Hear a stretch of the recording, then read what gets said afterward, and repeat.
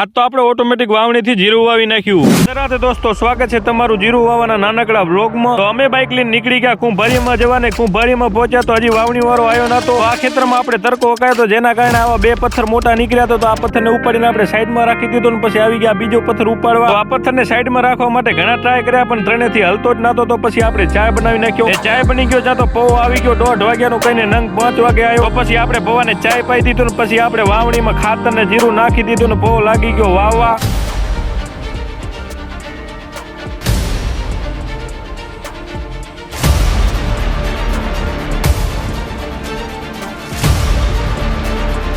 તો બસ આપણે આવી રીતે ખાતર નાખતા હોય પૌ વાવતો આવ્યો.